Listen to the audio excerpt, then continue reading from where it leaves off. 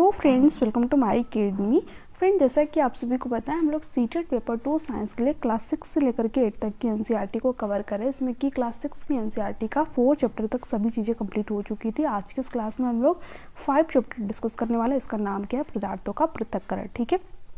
इसके अलावा देखिए, अगर आपको इस क्लास का पीडीएफ चाहिए तो चैनल के डिस्क्रिप्शन बॉक्स में या फिर फर्स्ट कमेंट पिन में आप सभी को यहाँ पर टेलीग्राम चैनल का लिंक मिल जाएगा। टेलीग्राम चैनल को जरूर ज्वाइन कर लीजिएगा। वहाँ पर आपकी जितनी भी एनसीईआरटी सीरीज चल रही है, इसकी पीडीएफ आप सभी को अवेलेबल हो जाएगी। ठीक है। और ये चैप्टर आपके एग्ज़ाम के लिए बहुत ही ज़्यादा इंपॉर्टेंट है। यहाँ से कई सारे क्वेश्चन आपके एग्ज़ाम में बने हुए हैं। ठीक है। अब देखिए, इस चैप्टर का नाम क्या है? पदार्थों का पृथक्करण। यानी कि जो पदार्थों का मिश्रण होता है उसमें हम किस तरीके से पदार्थों को अलग करते हैं। जैसे कि अगर मैं बात करूँ तो आप डेली अपने घर में चाय बनाते हैं, है ना, तो उसमें से क्या करते हैं, जो चाय पत्ती वगैरह होती है ना, जो अशुद्धियाँ होती है उसको हम छान करके अलग कर लेते हैं। ठीक है। तो वो भी क्या है? आपका पदार्थों को पृथक करना ही हो गया, है ना। इसी तरह जब आप दूध से दही या फिर मक्खन बना रहे हो तो उसमें भी आप क्या करते हैं? पदार्थों को पृथक करते हैं, है ना। या फिर अगर आप चावल वगैरह भी बनाने जाते हैं तो उसमें जो चावल को क्या करते हैं, अच्छी तरीके से पहले देख लेते हैं, जो उसमें अशुद्धियाँ वगैरह होती है उसको आप बाहर निकाल देते हैं। तो वो भी क्या कर रहे हैं? आप पदार्थों का पृथक्करण ही कर रहे हैं, है ना। तो उनको पृथक करने की कौन कौन सी विधियाँ होती है, किस तरीके से पृथक किया जाता है, इन्हीं सब चीज़ों के बारे में हमें आज के चैप्टर में पढ़ना है। ठीक है। तो यहाँ पर वही दे रखा है। हमारे दैनिक जीवन में हम ऐसे बहुत से उदाहरण देखते हैं जिनमें हम पदार्थों के किसी मिश्रण से पदार्थों को पृथक करते हुए देखते हैं। चाय बनाते समय चाय की पत्तियों को द्रव से चालनी छलनी द्वारा पृथक किया जाता है, जैसे कि आप यहाँ पर इमेज में भी देख सकते हैं। अभी मैंने आपको यही चीज़ें बताई। ठीक है। तो यहाँ पर भी क्या किया जा रहा है? पदार्थों को अलग किया जा रहा है। ठीक है। जो अशुद्धियाँ हैं उनको अलग करके निकाल दिया जा रहा है और जो हमारा पेय पदार्थ है उसको हम अलग निकाल के रख ले रहे हैं। ठीक है।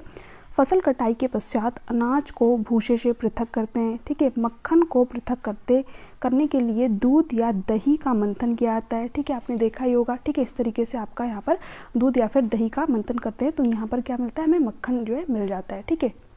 उसके बाद में जो छाछ वगैरह होता है उसका अलग से यूज कर लिया जाता है और जो मक्खन वगैरह होता है उसका अलग से यूज करते हैं। ठीक है। इसी तरह आपने देखा होगा, हमने जो प्रीवियस चैप्टर पढ़े थे आपके तंतुओं से वस्त्र तक, है ना, उसमें क्या देखा था आप सभी ने? रेशों से बीजों को पृथक करने के लिए हम क्या करते थे? कपास को ओटते थे, है ना। अगर वो चैप्टर आप पढ़े होंगे तो उसमें पूरा डिटेल में मैंने इन चीज़ों को डिस्कस किया था। ठीक है। कदाचित आपने नमकीन, दलिया अथवा पोहा खाया होगा। यदि आपने यह पाया होगा कि इसमें मिर्च है तो खाने से पहले उन्हें सावधानीपूर्वक बाहर निकाल दिया होगा। जैसे कि जब भी आप कोई चीज़ खाते हैं, है ना, वो चीज़ आपको बहुत तीखी लगती है तो उसमें से जो मिर्च वगैरह होती है, फिर जो चीज़ें आपको पसंद नहीं होती है ना, आप उसको क्या करते हैं? निकाल करके अलग कर लेते हैं, है ना। तो वो भी क्या हो गया? आपका पदार्थों को पृथक करना ही हो गया, अलग करना ही हो गया। ठीक है। तो यहाँ पर बिल्कुल बेसिक चीज़ें आपको बता रखी है। यहाँ पर सिंपल सा आपको ये बता रखा है कि हम पदार्थों को किस तरीके से पृथक करते हैं। ठीक है। अभी इनकी विधियाँ भी यहाँ पर आपको पूरा डिटेल में बताएगा। ठीक है। इसी तरीके से दे रखा है, जैसे कि मान लीजिए आपको एक टोकरी में अमरूद दे दिया गया, सेब दे दिया गया, टमाटर दे दिए गए, है ना। अब कह दिया गया कि आप जो इनको पृथक कीजिए। तो आप क्या करेंगे? सेब अलग रख लेंगे, ठीक है, टमाटर अलग रख लेंगे, अमरूद अलग रख लेंगे, है ना। यानी कि आप इसको क्या करेंगे? हाथ के द्वारा उठा करके अलग अलग रख लेंगे। ठीक है। बट यही मान लीजिए बहुत जो कण है बहुत छोटे छोटे हो, है ना। जैसे कि आपको अगर रेत और मैं नमक का मिश्रण दे दूँ तो क्या आप इन्हें हाथ से उठा करके अलग कर पाएंगे? नहीं कर पाएंगे। ठीक है। तो अब इसको किस तरीके से हम अलग करें, है ना, इसके बारे में यहाँ पर बता रखा है ना। तो आपको यहाँ पर चलिए इसको रीड भी कर लेते हैं हम लोग। यही दे रखा था। कल्पना कीजिए कि एक टोकरी में आम और अमरूद भरे हैं और आपसे इन्हें पृथक करने के लिए कहा गया, तो आप क्या करेंगे? इसके लिए आप एक प्रकार के फलों को उठाकर किसी पृथक बर्तन में रख देंगे। क्या यह सही है? बिल्कुल सही है। ठीक है। ऐसा करना सरल प्रतीत होता है, परंतु यदि पृथक करने किए जाने वाले पदार्थ आम या अमरूद की तुलना में बहुत छोटे हैं तो उन्हें पृथक करने के लिए क्या करना होगा? कल्पना कीजिए यदि आपको रेत और नमक के मिश्रण से भरा कोई गिलास दिया जाए तो मिश्रण के रेत से कण को हाथों से बीनकर पृथक करने की सोचना भी असंभव है। यानी कि जो आपको रेत और मैं बालू का मिश्रण दे दूँ तो आप इन्हें हाथों के द्वारा अलग नहीं कर पाएंगे, क्योंकि आपके आम और जो अमरूद थे या फिर जो टमाटर का जो आपका मिश्रण था वो बहुत ही बड़े बड़े पदार्थ थे, आप उनको अलग कर पाएंगे। बट अगर पदार्थ बहुत ही छोटे, बहुत ही महीन है तो आप उनको हाथों के द्वारा अलग नहीं कर पाएंगे। ठीक है। तो इसके बारे में फिर आगे क्या रखा है आपको यहाँ पर, जैसे कि आपको एक बता रखा है यहाँ पर कि हम पदार्थों को पृथक क्यों करते हैं। ठीक है। तो पृथक्करण प्रक्रम दे रखा है, उद्देश्य जिसके लिए हम पृथक्करण करते हैं। ठीक है। पृथक्करण अवयव को हम क्या करते हैं, ये आपको एक अव्यवस्थित क्रम में दे रखा है। ठीक है। यहाँ पर बता भी रखा है कि यहाँ पर जो सूचना आपको दी गई है कॉलम में, ये आपकी अव्यवस्थित है, आपको इसको सही तरीके से व्यवस्थित करना है। अब यहाँ पर दे रखा है कि चावल से पत्थरों को पृथक करना। ठीक है। तो इसमें हम क्या करते हैं? इसका जो पृथक करने का उद्देश्य क्या होता है? इसमें से जो हमारे उपयोग की चीज़ें नहीं होती, जैसे जो कंकड़ वगैरह होते हैं, है ना, अनुपयोगी अवयव को क्या करते हैं हम यहाँ पर दूर करते हैं, ठीक है।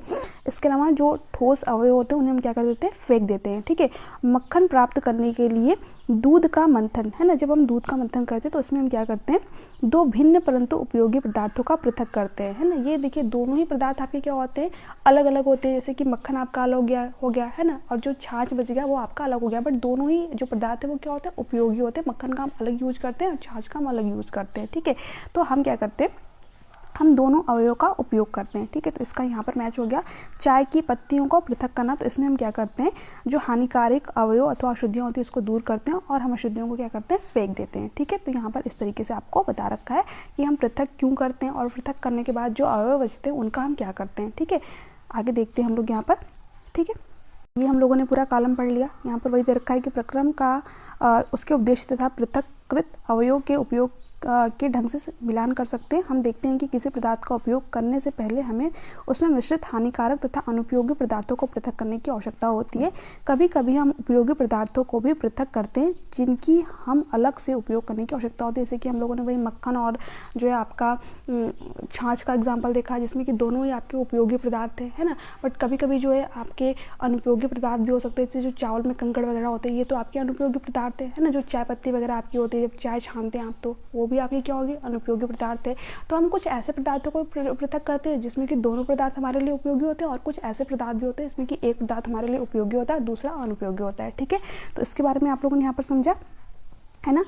अब देखिए आगे क्या दे रखा है, पृथक किए जाने वाले पदार्थों के कणों के अमाप अथवा द्रव भिन्न हो सकते हैं। ये पदार्थों की तीन अवस्थाओं जैसे कि ठोस, द्रव, गैस में से कोई भी हो सकता है। इसलिए हम किन्हीं पदार्थों के ऐसे मिश्रण का पृथक्करण कैसे करते हैं जिनके गुणधर्मों में अत्यधिक भिन्नता होती है, ठीक है।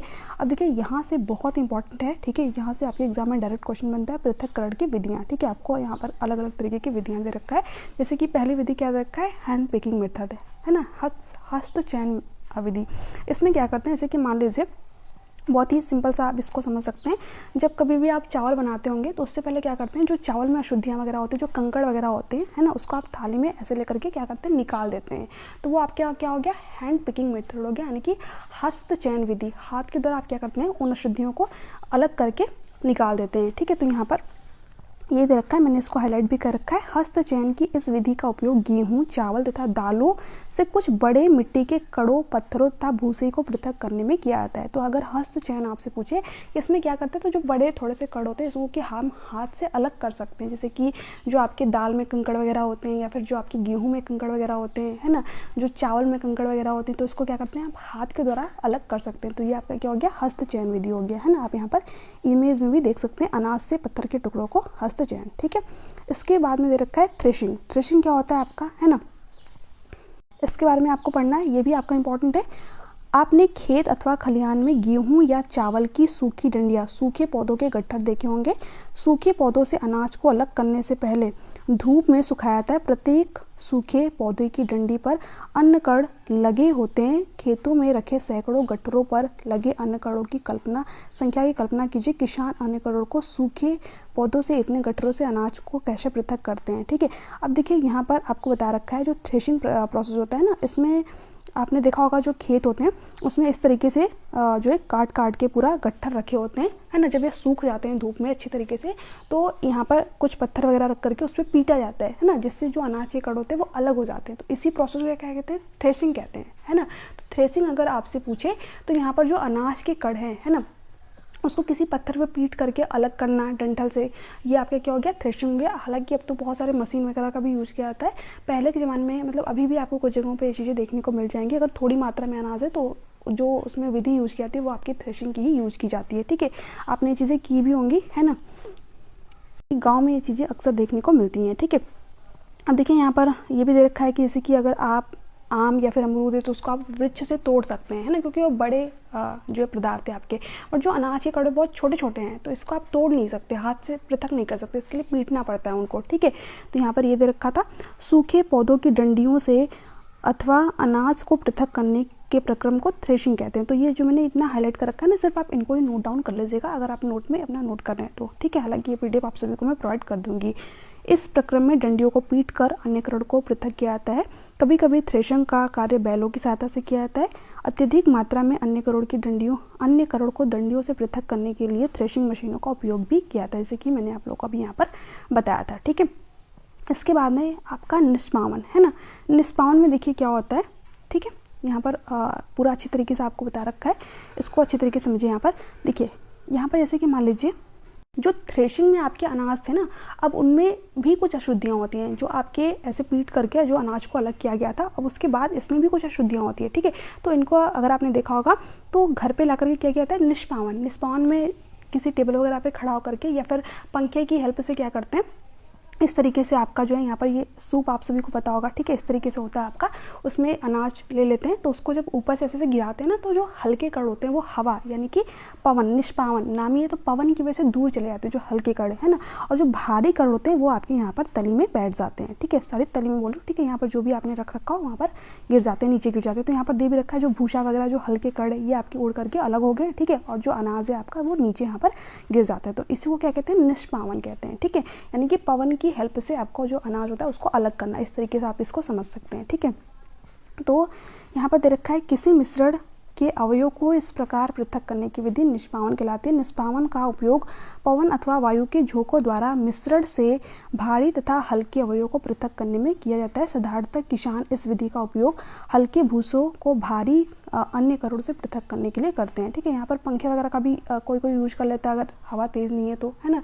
यहाँ पर वैसे अगर आपकी हवा काफ़ी तेज़ है तो इस तरीके से जो है ऐसे ऊपर से गिराते हैं, तो यहाँ पर ये आपका भूसा अलग हो जाता है और अनाज आपका अलग हो जाता है। ठीक है, तो इसको क्या कहते हैं, निष्पावन, है ना। तो दो विधियाँ, मतलब 3 विधियाँ आपने देखी यहाँ पर। पहला तो हैंड पिकिंग देखा आप लोगों ने, है ना, हस्त चयन विधि, उसके बाद में थ्रेशिंग देखा, उसके बाद में निष्पावन देखा। ठीक है, अब आगे देखते हैं हम लोग यहाँ पर।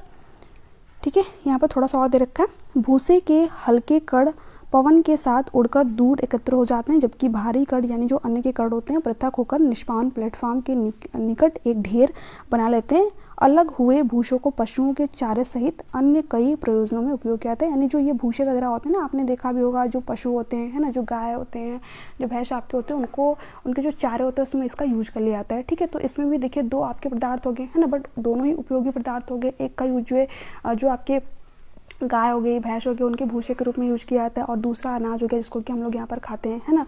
तो ये आपका दोनों ही क्या हो गए, उपयोगी पदार्थ हो गए। ठीक है, तो इस तरीके से आपको यहाँ पर बता रखिए। तो हम लोगों ने निष्पावन के बारे में पढ़ा। अब आगे हम लोग देखेंगे चालन। ठीक है, चालन क्या होता है, जैसे कि जब भी आप घर में कुछ भी बनाते होंगे या फिर रोटियां भी बनाते होंगे, तो उसमें क्या करते हैं, जो आटा होता है उसमें जो चोकर वगैरह होता है उसको हम क्या करते हैं, छन्नी की हेल्प से अलग कर लेते हैं। ठीक है, तो ये मेथड क्या हो गया, आपका चालन हो गया। इसी के बारे में यहाँ पर दे रखा है, कभी कभी हमें आटे से व्यंजन बनाने की इच्छा होती है, हमें इसमें उपस्थित चोकर तथा अन्य अशुद्धियों को पृथक करने की आवश्यकता होती है, तब हम क्या करते हैं, इसके लिए हम छन्नी का उपयोग करते हैं तथा उसमें आटा डालते हैं। ठीक है, तो इस तरीके से आप जो है जो आटा होता है उसमें जो अशुद्धियाँ वगैरह होती है उसको पृथक कर लेते हैं। ठीक है, तो ये मेथड क्या हो गया, आपका चालन मेथड हो गया, है ना। इसी तरह आप जब जो है घर जो मकान वगैरह बनते हैं उसमें भी आप सभी ने देखा होगा, यहाँ पर जो आपका रेत होता है ना, तो उसमें बहुत बड़े बड़े भी कण होते हैं, तो इसलिए उसको पहले जो है इस तरीके से छन्नी से छान लिया जाता है, यानी कि अलग कर लिया जाता है। इसमें जो बड़े कंकड़ वगैरह होते हैं वो आपके अलग हो जाते हैं, जो महीन रेत होता है आपका वो अलग हो जाता है। ठीक है, तो यहाँ पर ये दे रखा है, चालन द्वारा कंकड़ तथा पत्थरों को रेत से पृथक किया जाता है। ठीक है, तो ये आपका हो गया चालन मेथड, बहुत ही सिंपल सा मेथड था। आगे देखते हैं।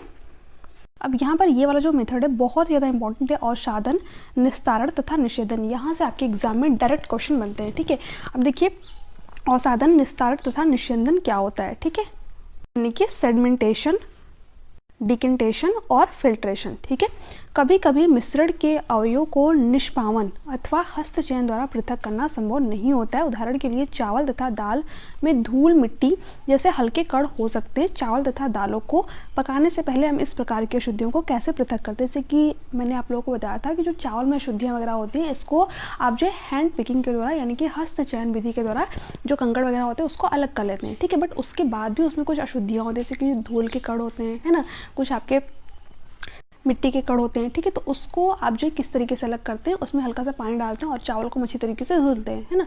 तो वहाँ पर हम अवसादन और निस्तारण दोनों ही मेथड का उपयोग करते हैं। किस तरीके से करते हैं यहाँ पर ये बता रखा है आपको। ठीक है, प्रायः पकाने से पहले चावल या दालों को जल से धोया जाता है। जब आप चावल या दाल में जल डालते हैं तब उन पे चिपकी हुई अशुद्धियाँ जैसे कि धूल के कण पृथक हो जाते हैं। यह अशुद्धियाँ जल से चली जाती हैं। अब सोचिए बर्तन की तली में कौन डूबेगा, चावल या धूल? तो सिंपल सी बात है, जो भारी कण होते हैं वो नीचे तली में बैठ जाते हैं, तो यहाँ पर चावल आपका डूब जाता है। जो हल्के कण होते हैं, जो अशुद्धियाँ वगैरह होती हैं, वो ऊपर तैरती रहती हैं, जिसको कि हम लोग क्या करते हैं, ऐसे थाली को हल्का सा टेढ़ा करके, है ना, या फिर जो भी बर्तन आपने ले रखा है उसको हल्का सा टेढ़ा करेंगे और उससे जो अशुद्धियाँ वगैरह होती है वो लोग हम क्या करते हैं, निथार लेते हैं, है ना, या फिर उसी को कह देते हैं निस्तार, है ना।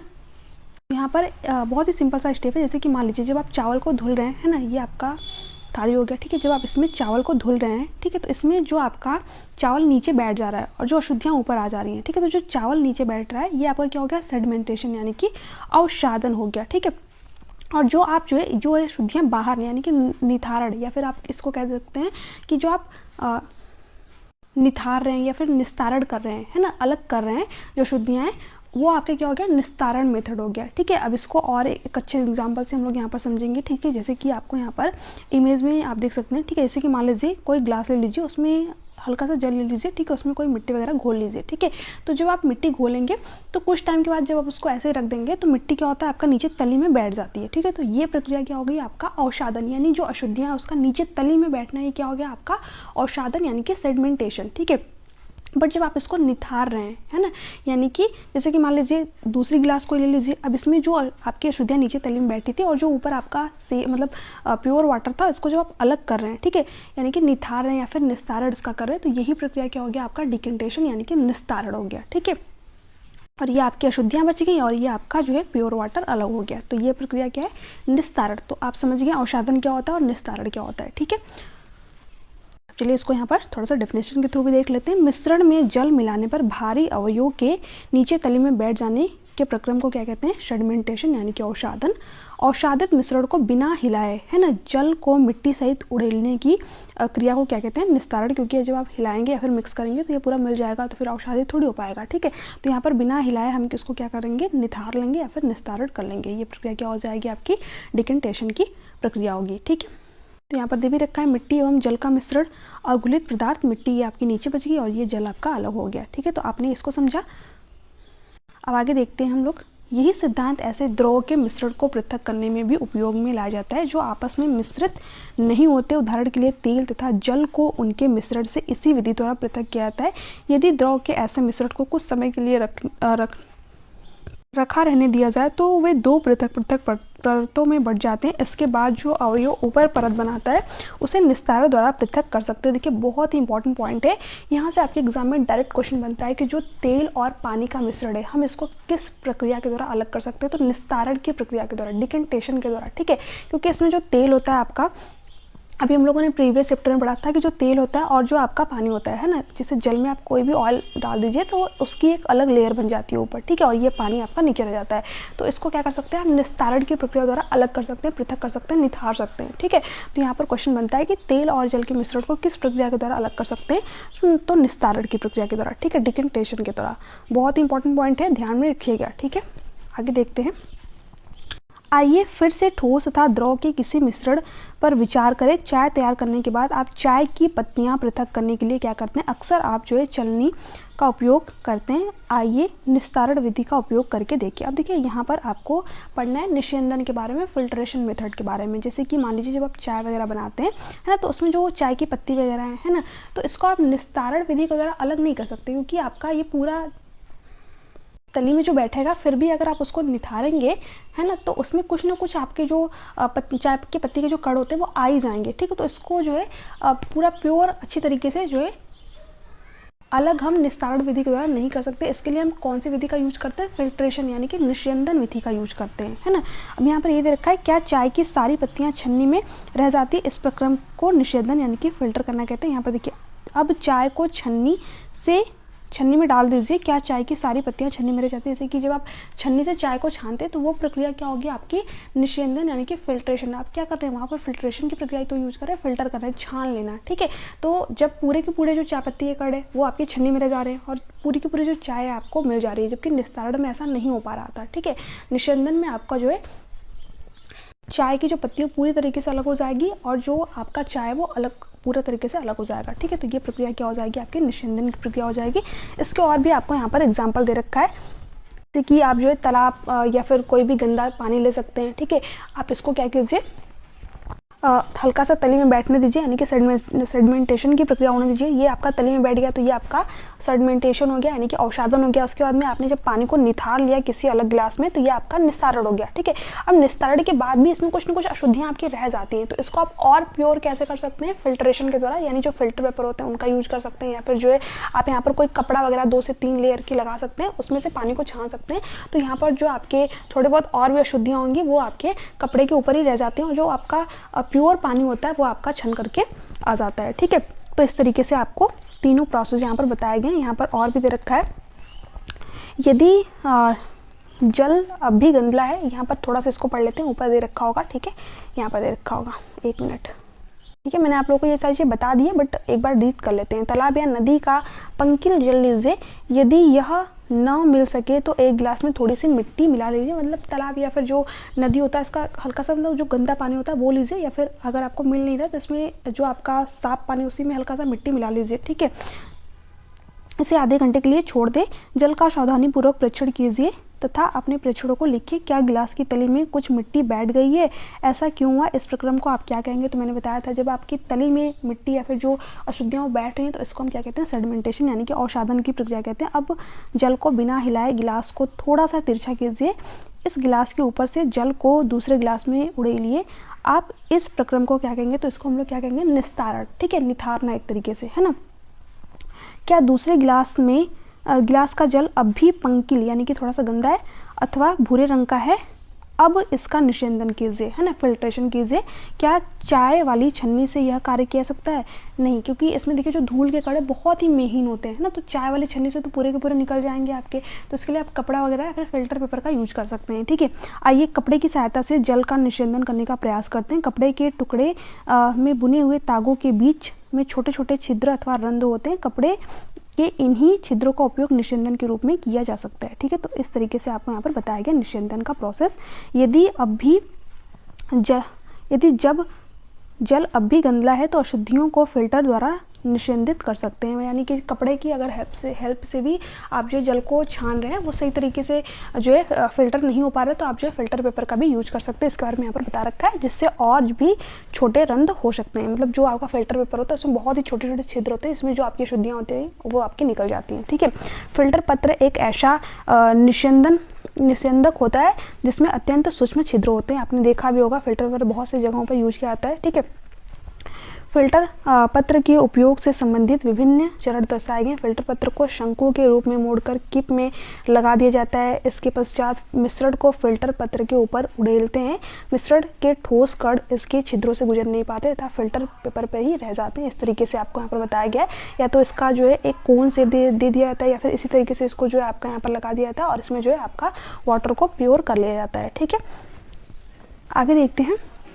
साधारणतः फलों तथा सब्जियों के रसों को पीने से पहले उनमें बीजों तथा ठोस कणों को पृथक किया जाता है। निस्यंदन विधि का उपयोग घरों पर पनीर बनाने में भी होता है। जैसे कि आप लोगों ने देखा होगा जो पनीर होता है ना, उसको जो है बनाने के लिए क्या करते हैं, जो दूध होता है उसमें नींबू का रस हल्का सा मिलाते हैं, उसके बाद में उसको कपड़े में जो है अच्छी तरीके से अपना छान लेते हैं, है ना। तो उसमें भी क्या कर रहे हैं, अलग ही तो कर रहे हैं, है ना, फिल्टर तो कर रहे हैं, छान ही तो रहे हैं, है ना। तो वो भी प्रक्रिया क्या होगी, आपके निस्यंदन की प्रक्रिया होगी। या फिर आप लोगों ने जो फल वगैरह के जूस वगैरह भी पिए होंगे तो उसमें भी छान करके आपको देते हैं, तो वो भी क्या कर रहे हैं, फिल्टर कर रहे हैं, जो शुद्धियाँ उसको अलग कर ले रहे हैं, है ना। जो आपके जो है जूस वगैरह वो आपको यहाँ पर अलग कर दे रहे हैं, है ना। आपने देखा होगा कि पनीर बनाने के लिए दूध को उबालने से पहले उसमें नींबू का रस मिलाया जाता है। इससे पनीर के ठोस कणों तथा द्रव का मिश्रण प्राप्त होता है। पनीर को इस मिश्रण से कपड़े या फिर छन्नी से फिल्टर करके पृथक किया जाता है। तो इस तरीके से हम लोगों ने यहाँ पर निस्यंदन विधि के बारे में पढ़ा। आई होप कि ये मेथड भी आप लोगों को समझ में आया होगा। ठीक है, अब हम लोग पढ़ेंगे यहाँ पर वॉशपन। ठीक है, वॉशपन क्या होता है, एक बीकर में थोड़ा सा जल लेकर उसमें 2 चम्मच नमक डालिए, अच्छी तरीके से हिलाइए। क्या आप जल के रंग में कोई परिवर्तन देखेंगे। हिलाने के बाद क्या आप बीकर में कोई नमक देखते हैं। नमक के जल से भरे बीकर को गर्म कीजिए, जल को उबल कर उड़ने दीजिए। बीकर में क्या बचता है, जैसे कि मान लीजिए जब आप किसी बीकर में नमक वगैरह घोल देते हैं, है ना, पानी में, तो यहाँ पर आपको नमक के कण दिखाई ही नहीं देंगे, क्योंकि ये आपका क्या हो जाता है, पूरा पानी में विलीन हो जाता है। यानी कि घुल जाता है, ठीक है। लेकिन आप इसको, नमक को और पानी को किस तरीके से अलग कर सकते हैं, ठीक है। तो इसके लिए आप क्या कर सकते हैं, जो पानी उसको हीट दे दीजिए, है ना, गर्म कर दीजिए, तो आपका पानी जो है वाष्प होकर के उड़ जाएगा और आपका जो है नीचे नमक आपका बच जाएगा, है ना। तो क्वेश्चन बनता है कि जो नमक और पानी का मिश्रण है इसको किस तरीके से अलग करते हैं, या फिर जो चीनी और पानी का मिश्रण है इसको किस तरीके से अलग करते हैं। तो वही आपका वाष्पन मेथड के द्वारा, है ना, वेपराइजेशन मेथड के द्वारा, ठीक है। तो आप यहाँ पर बता सकते हैं, ठीक है। जल को उसके वाष्प में परिवर्तन करने की प्रक्रिया को क्या कहते हैं, वाष्पन कहते हैं। जहाँ पर जल होता है वाष्पन की प्रक्रिया निरंतर होती रहती है। जैसे कि समुद्र वगैरह में भी आपका जल होता है, तो वहाँ पर भी आपका क्या होता है, वाष्पन की प्रक्रिया होती रहती है, ठीक है। आपके विचार में नमक कहाँ से आता है, समुद्र में जल में अत्यधिक मात्रा में लवण मिश्रित होते हैं। इन्हीं लवणों में से एक लवण साधारण नमक है। जब समुद्र के जल को बड़े बड़े उथले गड्ढों में भरकर छोड़ दिया जाता है तो सूर्य के प्रकाश से जल गर्म होकर वाष्पन द्वारा धीरे धीरे वाष्प में बदलने लगता है। कुछ समय बाद सारा जल वाष्पित हो जाता है तथा ठोस लवण नीचे बच जाता है। तत्पश्चात इन लवणों के मिश्रण का शोधन करके साधारण नमक प्राप्त किया जाता है। जैसे कि इस तरीके से आपको यहाँ पर इमेज में दिखाया जाता है, जो छोटे छोटे मतलब यहाँ पर गड्ढे बनाए जाते हैं इस तरीके से, और इसमें आपका जो है समुद्र का जल इकट्ठा होता है और आपका जैसे ही सूर्य का प्रकाश पड़ता है धीरे धीरे जो है आपका जल वाष्पित हो जाता है, यानी कि वाष्प बनकर उड़ जाता है और यहाँ पर जो नमक होता है वो आपका यहाँ पर इकट्ठा हो जाता है। तो इस तरीके से यहाँ पर समुद्र में आपका नमक प्राप्त किया जाता है, ठीक है। तो इसके बारे में आपको बता रखा है वाष्पन विधि के द्वारा, ठीक है। तो आपने वाष्पन विधि के बारे में पढ़ा, पृथक्करण की एक से अधिक विधियों का उपयोग, ठीक है। अब आगे देखते हैं, हमने पदार्थों को पृथक करने के लिए कुछ विधियों के बारे में अध्ययन किया। प्रायः किसी मिश्रण में उपस्थित विभिन्न अवयवों को पृथक करने में केवल एक विधि का उपयोग पर्याप्त नहीं होगा। ऐसी स्थिति में हमें एक से अधिक विधियों का प्रयोग करने की आवश्यकता होती है। जैसे कि अभी मैंने आप लोगों को वही गंदा जल वाला एग्जांपल दिया था, तो उसमें हम लोगों ने, जैसे कि हमने बताया था यहाँ पर जो ग्लास है इसमें कोई गंदा जल है तो उसमें हम लोगों ने सेडिमेंटेशन भी देखा था, औषधन विधि भी देखा था, है ना, और हमने यहाँ पर निस्तारण भी देखा था, निस्यंदन भी देखा था। यानी कि हम जो है पदार्थों के पृथक्करण में एक ही विधि का नहीं बल्कि अलग अलग विधि का भी यूज कर सकते हैं, ठीक है। आगे देखते हैं यहाँ पर हम लोग, ठीक है। अब हमें यहाँ पर पढ़ना है संघनन, वाष्पन तथा संघनन। तो वाष्पन के बारे में तो हम लोगों ने बता ही दिया, मतलब हमने आपको यहाँ पर बता ही दिया कि पानी का वाष्प बन के उड़ जाना, ये क्या होता है आपका वाष्पन, ठीक है। अब संघनन के बारे में हम लोग यहाँ पर देखेंगे। रेत और नमक का मिश्रण लीजिए, इसे आप कैसे पृथक करेंगे, ठीक है। हमने पहले भी देखा कि हस्तचयन विधि इसके पृथक्करण के लिए व्यवहारिक नहीं होगी, है ना। इस मिश्रण को बीकर में रखिए तथा इसमें कुछ जल मिलाइए। इसके बाद बीकर को कुछ समय के लिए एक और रख दीजिए। क्या आप यह देखते हैं कि रेत बीकर की तली में बैठ जाता है, उसे निस्तारण या निस्यंदन द्वारा पृथक कर सकते हैं। सिंपल सी बात है, अगर आपका ये जो है रेत तली में बैठ गया तो इसको हम लोग निस्तारण या फिर निस्यंदन के द्वारा अलग कर सकते हैं, ठीक है। निस्तारित द्रव में क्या है, क्या आप सोचते हैं कि इस जल में वही नमक है जो आरंभ में मिश्रण में था। जैसे कि मान लीजिए हम जो आपका जल था इसमें तो नमक भी था ना, तो आप नमक को कैसे अलग करेंगे, जो आपका रेत था उसको तो आपने निस्तारण या फिर निस्यंदन के द्वारा अलग कर लिया, ठीक है। तो नमक को हम लोग कैसे अलग करेंगे, वही वाष्पन विधि के द्वारा, है ना। तो यहाँ पर दे रखा है, अब इस निस्तारित द्रव में जल व नमक व जल को पृथक करना है। इस द्रव को किसी केतली में भरकर इसका ढक्कन बंद करिए। अब कुछ समय तक केतली को गर्म कीजिए। क्या आप केतली की टोटी से भाप निकलती देखेंगे। जैसे कि मान लीजिए जब आप केतली है, ठीक है, इसमें जल और जो नमक वाला मिश्रण है इसको आप रख रहे हैं, ठीक है। तो यहाँ पर जो केतली की टोटी होती है ना, यहाँ से आपका भाप निकलता है। जैसे कि आप लोगों ने चाय वगैरह भी गर्म की होगी तो देखा होगा, ठीक है। तो ये क्या हो गया, आपका वाष्पन की प्रक्रिया है ना, जो भाप निकल रही है ना, वो क्या है, आपका वाष्प है और इसमें आपका नमक बच जाएगा, ठीक है। एक धातु की प्लेट लीजिए जिस पर कुछ बर्फ रखी हो। प्लेट की केतली की टोटी के ठीक ऊपर पकड़िए, जैसा कि आपको यहाँ पर चित्र में दिखाया गया। आप क्या देखते हैं, केतली के सारे जल को भाप में बदलने दीजिए, ठीक है। जिस तरीके से आप जो है यहाँ पर जो केतली का सारा जल है, इस तरीके से आप जो धातु की प्लेट लेकर के इसके ऊपर बर्फ रख करके जो आपका ये वाष्प निकल रहा है इसको आप जल में यहाँ पर बदलने दीजिए, ठीक है। इसको बारे में आपको यहाँ पर बता रखा है। जब भाप बर्फ से ठंडी की गई प्लेट के संपर्क में आती है तो वह संघनित होकर द्रव जल बनती है, ठीक है। प्लेट के नीचे से बूंद बूंद होकर नीचे गिरने वाला यह जल संघनन द्वारा भाप बनता है। जल वाष्प से उसकी द्रव अवस्था में परिवर्तित होने की प्रक्रिया को क्या कहते हैं, संघनन, ठीक है। जैसे कि ये देखिए यहाँ पर जो ये वाष्प है ना, अब जो जल है उसका वाष्प के रूप में बदलना, ये तो आपकी होगी वाष्पन की प्रक्रिया, ठीक है। बट जो वाष्प है इसका वापस से द्रव के रूप में बदल जाना, ये क्या हो गया आपका संघनन की प्रक्रिया, ठीक है। तो देखिए जो संघनन, जैसे कि आप लोगों ने घर वगैरह में भी जब चावल वगैरह भी बनाया होगा या फिर कोई भी चीज़ बनाते हैं आप, तो यहाँ पर जो ढक्कन लगाते हैं ना, उसके ऊपर आप देखेंगे पानी की हल्की हल्की से परत जम जाती है, तो वो क्या है आपकी संघनन की प्रक्रिया है ना। जो वाष्प है वो आपका क्या हो गया, द्रव में बदल गया, तो ये आपकी किस प्रक्रिया के कारण हो गया, संघनन की प्रक्रिया के कारण, है ना। तो इस चीज़ को आपने यहाँ पर समझा, ठीक है। आगे दे रखा है, इस प्रकार हमने मिश्रण में नमक, रेत तथा जल को निस्तारण, निस्यंदन, वाष्पन तथा संघनन विधियों का प्रयोग कर सफलतापूर्वक पृथक किया, ठीक है। तो हम लोगों ने यहाँ पर सारी चीज़ें पढ़ ली है, किस तरीके से हम लोगों ने निस्यंदन, निस्तारण, ठीक है, और उसके बाद में वाष्पन, है ना, संघनन, इन सभी विधियों के बारे में हम लोगों ने पढ़ा। अब आगे आपको थोड़ा सा और पढ़ना है संतृप्त विलयन के बारे में, फिर आपका ये चैप्टर यहाँ पर हो जाएगा कंप्लीट, ठीक है। अब देखिए यहाँ पर क्या दे रखा है, क्या जल किसी पदार्थ की कितनी भी मात्रा को घोल सकता है। कई पदार्थ जल में घुलकर विलयन बनाते हैं, तब हम उन पदार्थों को जल में विलय कहते हैं। जैसे कि मैंने आप लोगों को पिछले जो क्लासेस हुई थी उसमें बताया था कि जैसे आप जब जल है उसमें नमक मिला रहे हैं तो ये आपका जल में विलीन हो जा रहा है, तो उसको क्या करें, जल और नमक का विलयन कर रहे हैं, है ना। चीनी और जल का विलयन भी आपका हो जा रहा है, तो इस तरीके से आप यहाँ पर विलयन बना सकते हैं। इस कार्य के लिए आपको एक बीकर अथवा ग्लास, एक चम्मच नमक तथा जल की आवश्यकता होगी। आधा कप जल बीकर में उड़ेलिए, एक चम्मच नमक इसमें डालकर तब तक विडोलित कीजिए जब तक कि यह पूरी तरह घुल ना जाए। अब फिर एक चम्मच नमक डालिए और भली भांति विडोलित कीजिए।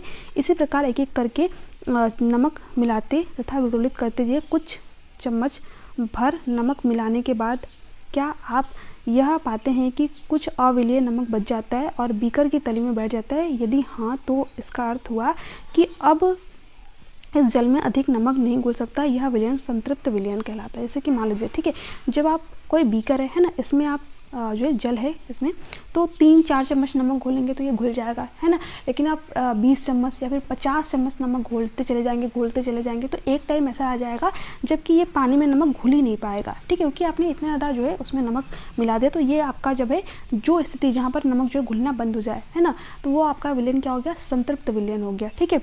तो यही आपको बता रखा है कि एक तो ऐसी स्थिति आएगी जब आपका जो बीकर है उसमें आपका जो पानी भरा हुआ है उसमें नमक घुलना बंद हो जाएगा, तो इसी को क्या कहेंगे, संतृप्त विलयन, ठीक है। तो इसी के बारे में आपको यहाँ पर बता रखा है कि आप जो है ग्लास में जो है आप नमक मिलाते जाइए, है ना, जहाँ पर वो घुलना बंद हो गया वो आपका क्या हो गया, संतृप्त विलयन, ठीक है। आगे दे रखा है, अब इस संतृप्त विलयन में कम मात्रा में नमक मिलाइए और इसे गर्म कीजिए। आप क्या पाते हैं, बीकर की तली वाले नमक का क्या हुआ, क्या अब यह घुल गया? यदि हाँ, तो इस विलयन को गर्म करने पर इसमें और अधिक नमक घोला जा सकता है। जैसे कि मान लीजिए जब आप विलयन आपका संतृप्त हो गया लेकिन उसमें हमें और नमक घोलना है, तो आप क्या कर सकते हो, उसको हल्का सा गर्म कर सकते हैं, ठीक है। तो गर्म करने पे जो संतृप्त विलयन उसमें आपको और नमक जो है घोलने को मिल जाएगा, ठीक है। गर्म विलयन को ठंडा होने दीजिए। क्या बीकर की तली में नमक पुनः बैठ जाता है? यह क्रियाकलाप सुझाता है कि गर्म करने पर नमक की अधिक मात्रा घोली जा सकती है, जैसे कि अभी मैंने आप लोगों को यहाँ पर बताया, ठीक है। तो ये सारी चीज़ जो है आपको यहाँ पर बता रखी थी, ठीक है। अब यहाँ पर दे रखा है, पदार्थ जल में घुलने वाले पदार्थ की मात्रा चम्मचों की संख्या। जैसे कि आपको नमक है ना, जो नमक है अगर आपको जल में घोलना है तो यहाँ पर बता रखा है कि कितने चम्मच जो है नमक आप जल में घोल सकते हैं। यहाँ पर चीनी के बारे में बता रखा है कि चीनी जो है कितने चम्मच चीनी आप यहाँ पर जल में घोल सकते हैं, ठीक है। तो आपको यहाँ पर चम्मचों की संख्या बतानी है, ठीक है। अब यहाँ पर ये सारी चीज़ें आपको बता रखी थी। हमने यह भी सीखा कि पदार्थ को द्रव में घोलने से विलयन बनता है। यदि विलयन में और पदार्थ न घुल सके तो वह संतृप्त विलयन कहलाता है। तो इस तरीके से आपका ये चैप्टर कंप्लीट होता है। अब हम लोग देखेंगे यहाँ पर सारांश। हम लोगों ने मंथन के बारे में देखा है ना, जो आपका मथ करके मक्खन वगैरह अलग किया जाता है, ठीक है, इस प्रोसेस को देखा। संघनन हम लोगों ने देखा, जो आपका वाष्प था वो द्रव में परिवर्तित हो रहा था, तो उस प्रक्रिया को क्या कहते थे, संघनन, ठीक है। निस्तारण हम लोगों ने देखा, जो आपका औषधन में जो बैठ जाता था तली में, उसके बाद में हम लोग जो निथारते थे प्योर वाटर, वो क्या होता है आपका निस्तारण, ठीक है। वाष्पन हम लोगों ने देखा, निस्यंदन देखा, है ना, हस्तचयन देखा, संतृप्त विलयन हम लोगों ने देखा, औषधन देखा, चालन विलयन, ठीक है, थ्रेशिंग, निष्पावन, इन सभी चीज़ों के बारे में हमने पूरा डिटेल में यहाँ पर पढ़ा, ठीक है। अब हम लोग यहाँ पर देखते हैं इसका सारांश। हस्तचयन, निष्पावन, चालन, औषधन, निस्तार तथा निस्यंदन मिश्रणों से उसके अवयव के पृथक्करण की कुछ विधियां हैं। अनाज से भूसा और पत्थरों को हस्तचयन द्वारा पृथक किया जा सकता है। भूसा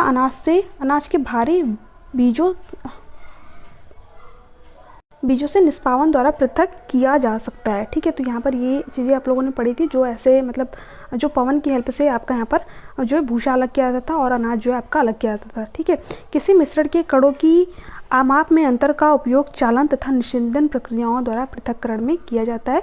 ठीक है, रेत और जल के मिश्रण में रेत के भारी कण तली में बैठ जाते हैं और निस्तारण की विधि द्वारा जल को पृथक किया जा सकता है। तो इस तरीके से हमने यहाँ पर इस चैप्टर का सारांश भी देख लिया। ओके, यहाँ पर थोड़ा सा और दे रखा है। ठीक है, द्रव तथा उसमें अविलेय पदार्थ के अवयवों को निस्यंदन के उपयोग से पृथक किया जा सकता है।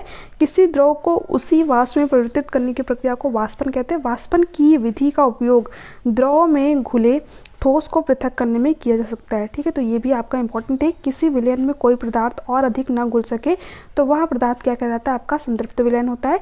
किसी पदार्थ के विलयन को गर्म करने पर उसमें अधिक पदार्थ घोला जा सकता है। क्वेश्चन बनता है कि किसी पदार्थ में अगर और अधिक विलयन घोलना है तो किस तरीके से घोला सकता है, तो उस पदार्थ को हम गर्म करके घोल सकते हैं। ठीक है, जल विलेय पदार्थों के विभिन्न मात्राएं घोलता है। ठीक है, तो इस तरीके से आपका यहाँ पर चैप्टर 5 जो है कंप्लीट होता है। यहाँ पर ये सारे क्वेश्चन आप अपने से कर सकते हैं। ठीक है, हालांकि मैंने जो क्वेश्चन भी आप सभी को यहाँ पर कराए हुए थे। ठीक है, बट अगर इसमें किसी भी क्वेश्चन में आपको दिक्कत आए तो आप मुझे नीचे कमेंट सेक्शन में कमेंट करके पूछ सकते हैं। ये PDF मैं आप सभी को प्रोवाइड कर दूँगी। सिंपल से पॉइंट है। ठीक है, आप जो है इनको खुद भी कर सकते हैं। ठीक है, तो ये थोड़ी सी जो है आप सभी के लिए मैं यहाँ पर छोड़ रही हूँ चीज़ें, आप इनको कर लीजिएगा, ज़्यादा नहीं है।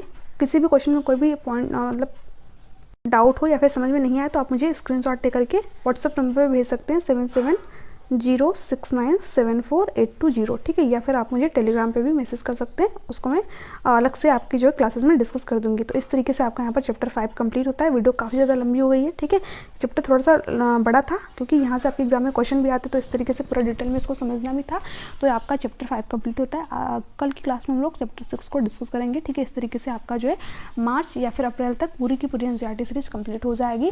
तो इसको जरूर फॉलो कीजिएगा, आपको अपने एग्जाम में जरूर हेल्प मिलेगी। यहाँ से कई सारे क्वेश्चन आपको देखने को मिल जाएगा। अगर मैं बोलूँ यहाँ से तो जो आपका जो है 20 नंबर का साइंस है ना, और 10 नंबर की तो आपकी पेडागॉजी हो जाएगी। ठीक है, तो यहाँ पर 20 में से आप इजीली अगर अच्छी तरीके से फॉलो कर लेते हैं NCERT सीरीज को, तो इसमें जो है 18 या फिर 19 तक तो आप जो है इजीली स्कोर कर पाएंगे। ठीक है, कंटेंट वाला है। बाकी जो 10 नंबर की पेडागॉजी ये भी मैं आप लोगों को कवर करा दूंगी। पेडागॉजी में ज़्यादा चीज़ें हैं नहीं। ठीक है, वो लगभग आपकी 5 से 6 दिन में कंप्लीट हो जाएगी और इसको भी आप अगर आप अच्छी तरीके से देखेंगे तो 8 से 9 नंबर इसमें भी स्कोर कर ले जाएंगे। ठीक है, यानी कि आप मान के लिए कि जितने भी साइंस में आपको यहाँ पर पढ़ा रही हूँ ना, अगर आप इसको अच्छी तरीके से देख लेते हैं, कवर कर लेते हैं, जो आपके प्रीवियस क्वेश्चन में आप सभी को कराऊंगी, तो आप ईजिली साइंस में जो है 30 में से 28 या फिर आप जो है 25 के एबव भी आपके नंबर होंगे, उससे कम नहीं होने वाला है। ठीक है, तो इस तरीके से अपनी तैयारी स्ट्रॉन्ग कर सकते हैं। बाकी CDP भी मैं आप लोगों को यहाँ पर पूरा बेसिक सारी चीज़ें पढ़ाने वाली हूँ, तो CDP की क्लासेस भी आप जरूर देखिएगा।